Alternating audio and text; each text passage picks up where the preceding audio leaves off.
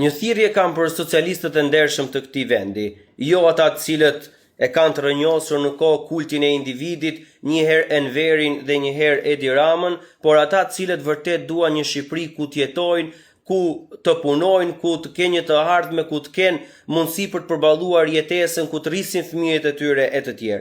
Edhe ju do duhet të jeni në protestë për të mbështetur ata të rinj të cilët prej 13 ditësh e sot e 14-ta kërkojnë ndërheqjen e kryeministrit, kërkojnë rrëzimin e kësaj klase politike 36 vjeçare sepse besojnë tek një Shqipëri tjetër. Besojnë se jo vetëm disa individ mund të drejtojnë këtë vend për 36 vite.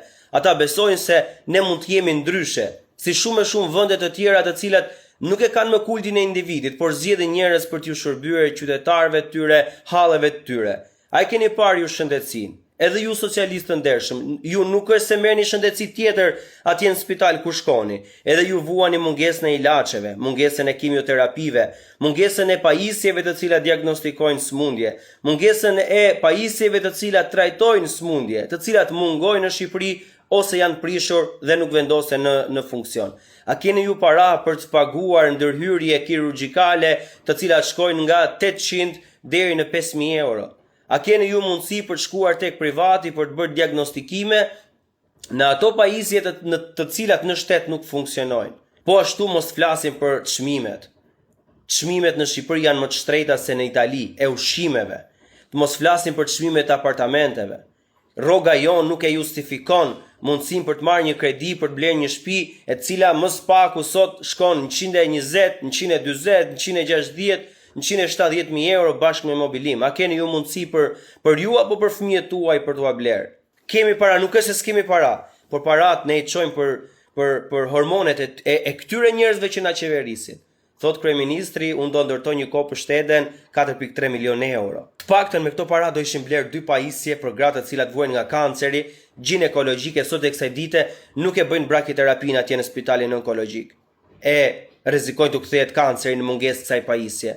Apo nga ana tjetër çojnë satelit në hapësirë që nuk na shërbejnë për asgjë, 6 milionë euro këto. Ndërtojnë pastaj mbjellin pemë tek rruga Tiranë-Durrës, një herë Palma, një herë Pisha, të dyja sot nuk ekzistojnë, i kanë hequr se zgjeruar rruga, 8 milionë euro dhe këto.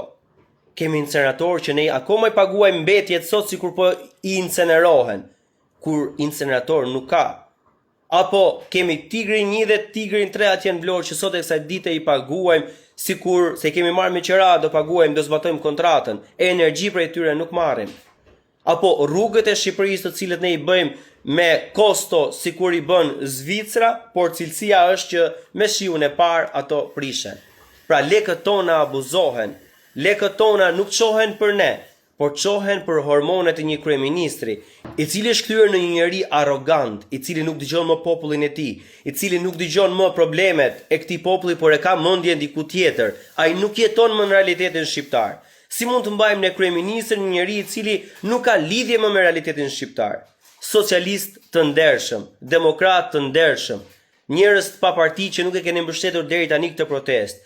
Ky është momenti ynë, është treni ynë i fundit drejt një Shqipërie ndryshe, që ne të jetojmë në këtë vend e mos detyrohemi të largohemi siç kanë ikur familjarët tanë të afërmit tanë.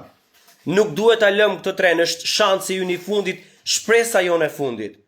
Të jemi bashkë, se po qem bashkë, nuk ka pushtet që të na dalë përpara e të rrëzoj shpresën tonë.